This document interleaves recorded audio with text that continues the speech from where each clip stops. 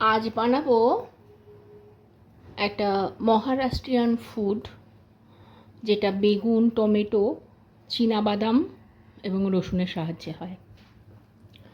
চীনাবাদামটাকে প্রথমে ভেজে নিয়েছি, তারপর সেটাকে মানে মোটামুটি গুঁড়ো করেছি, মানে পুরোটা নয়।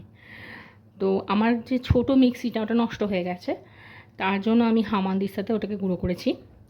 এখন ওটার সঙ্গেই কয়েকটা রসুন দিয়ে দিচ্ছি, দিয়ে সেটাকে এবার ভালো করে একটুখানি কুটে নেবো আর কি। এই যে আমি তো এক হাতে মোবাইল ধরেছি, এক হাতে তো কুটতে পারবো না, এটা দেখিয়ে দিলাম। এবার এটা কুটে নেব। মহারাষ্ট্রে এইটুকুনি বেগুনি পাওয়া যায়, এইটুকুনি দেখলেই হাসি পাবে। আর তার মধ্যে অজস্র বিচি, আমাদের তো বিচি কম, অজস্র বিচি থাকে।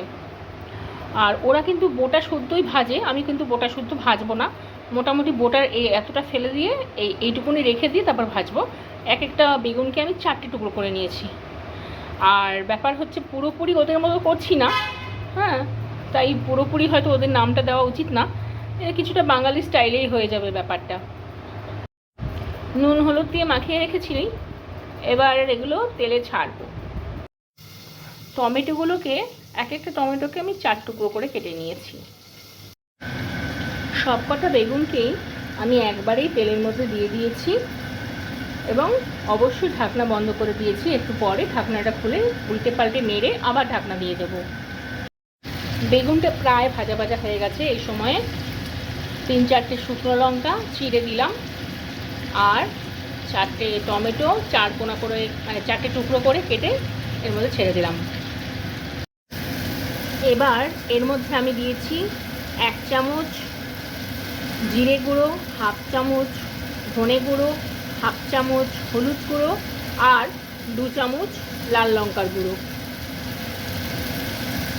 অল্প অল্প করে নাড়তে থাকতে হবে যাতে বেগুনগুলো ভেঙে না যায়। যখন টমেটোগুলো প্রায় গলে যাবে, তখন সেই যে প্রথমে আমি চিনেবাদাম আর রসুন থেতো করে রেখেছিলাম, প্রায় আধ ভাঙা অবস্থায় করে রেখেছিলাম, সেটা এর মধ্যে দিয়ে দিতে হবে।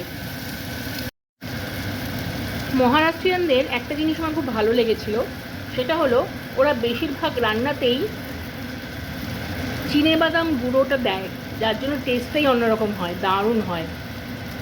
আমি এই পর্যায়ে স্বাদ মতো নুন দিয়ে দিলাম, আর ওই গুঁড়োটা দিয়ে দিলাম, গুঁড়োটা আর কি, আধা করা গুঁড়োটা।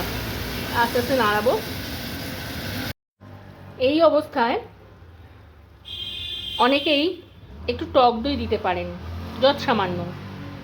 অনেক সময় টমেটোগুলো টকটক হয়, তখন দেওয়ার প্রয়োজন নেই। আর যদি টমেটো টক না হয়, তাহলে অল্প টক দই দেওয়া যেতে পারে। আমার কাছে টক দই ছিল না, আর টমেটোগুলো মোটেও টক নয়, তাই আমি অল্প একটু ভিনিগার দিয়েছি, যৎ সামান্য।